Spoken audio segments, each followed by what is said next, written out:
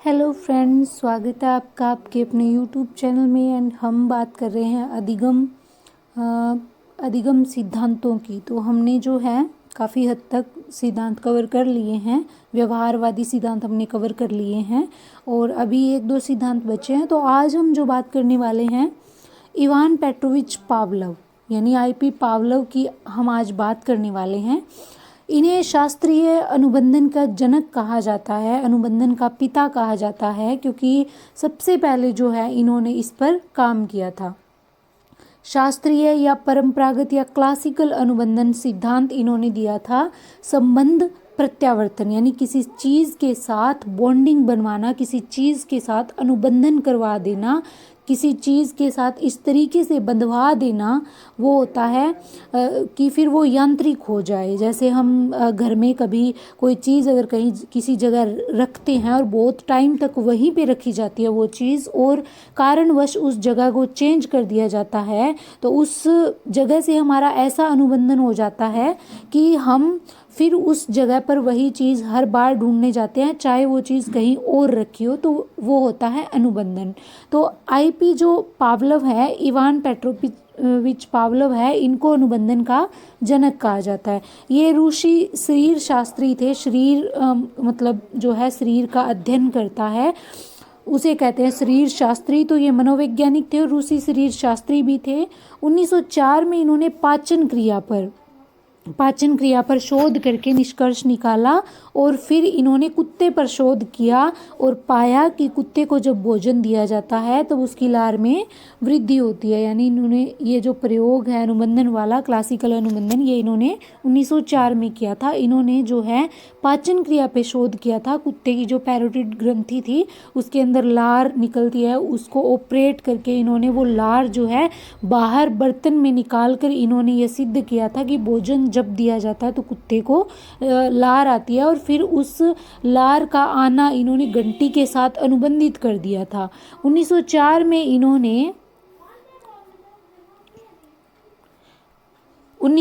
में इन्हें पाचन क्रिया पर शोध के लिए नोबेल प्राइज भी मिला था। यानी एक पहले शरीर शास्त्री थे, पहले मनोवैज्ञानिक थे जिनको नोबेल प्राइज मिला। इससे पहले किसी को भी नोबेल प्राइज नहीं मिला था।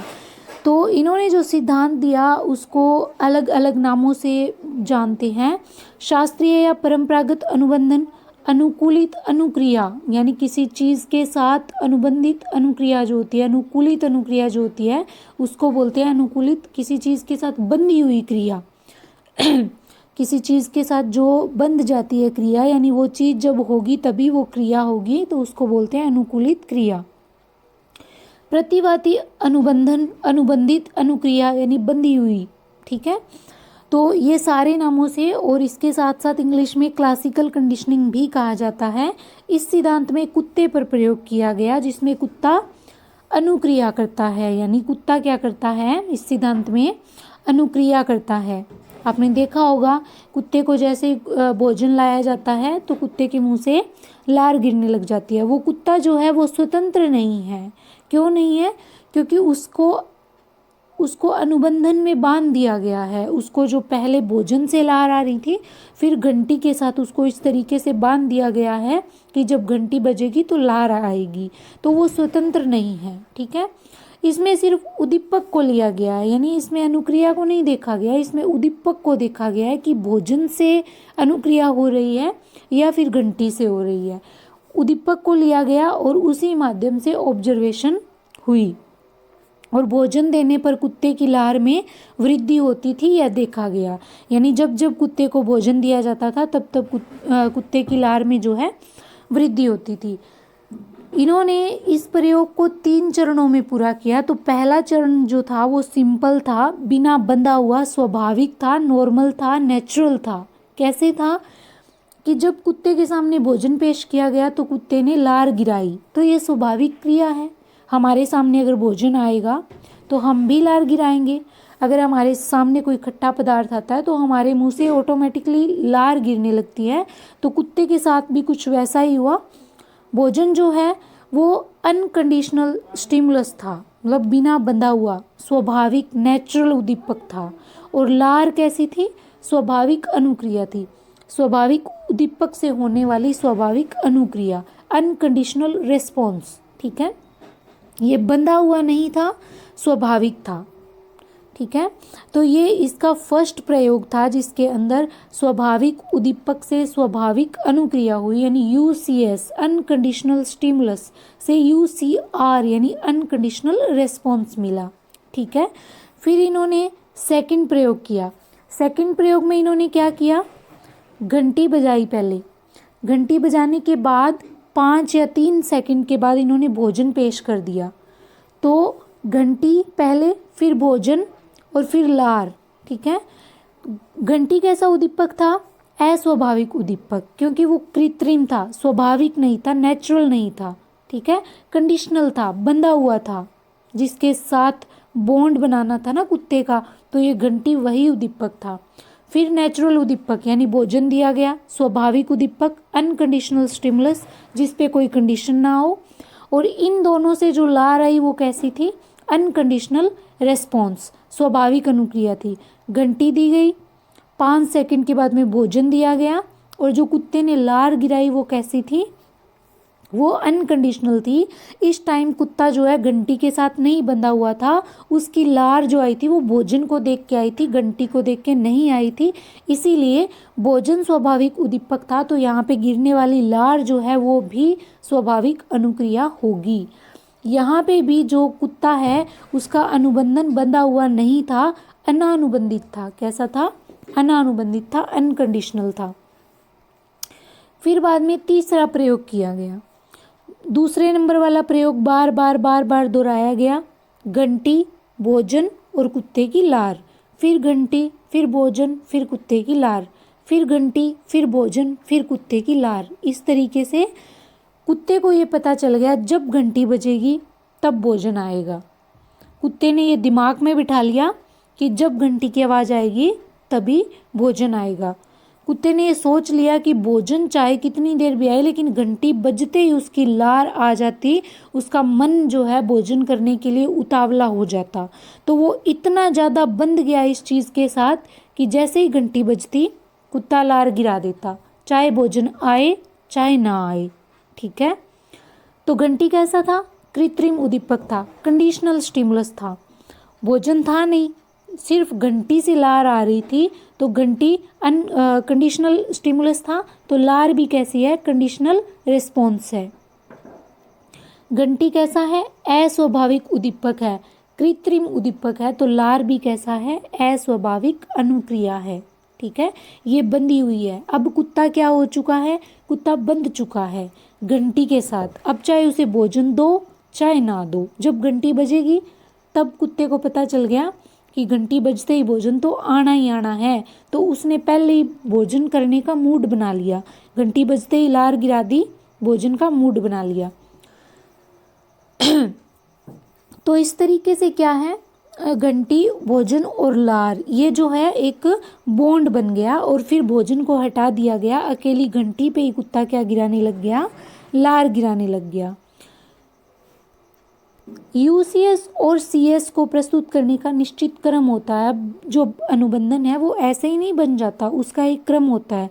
अगर कुत्ते के साथ ऐसे किया जाता, पहले भोजन फिर घंटी फिर लार, ठीक है, कभी पहले घंटी फिर भोजन, ठीक है, कभी पहले भोजन बाद में घंटी, तो उसका अनुबंधन नहीं बनता। एक निश्चित क्रम था, पहले घंटी फिर भोजन और फिर लार, ठीक है, ये एक निश्चित क्रम था। और घंटी और भोजन के बीच में यानी कंडीशनल स्टिमुलस और अनकंडीशनल स्टिमुलस के बीच 3 से 5 सेकंड से ज़्यादा समय नहीं होना चाहिए। उसको इस समय के बीच में भोजन देना जरूरी होता है।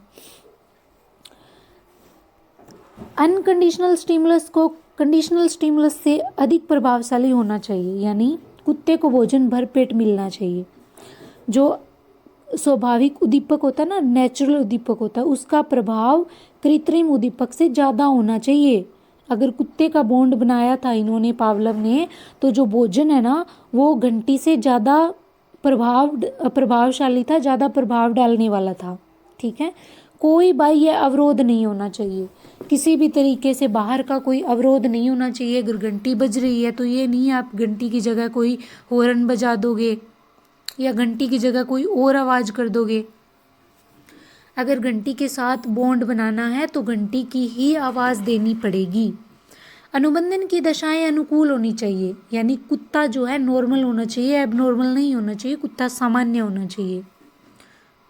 अनुबंधन के नियम, अब जो है कई बार क्या है क्वेश्चन अनुबंधन के नियमों से बनता है या शब्दावली से बनता है कि ये शब्दावली किस प्रयोग में यूज़ की गई है या ये शब्दावली किस सिद्धांत से रिलेटेड है, ऐसा क्वेश्चन बनता है। तो उत्तेजना, जब घंटी बजती तो कुत्ता उत्तेजित हो जाता और लार गिराने लगता। विलोपन का नियम, जब हर बार घंटी घंटी बजती रही और भोजन नहीं आया तो कुत्ते ने अनुक्रिया करनी छोड़ दी, विलोप हो गई उसकी अनुक्रिया।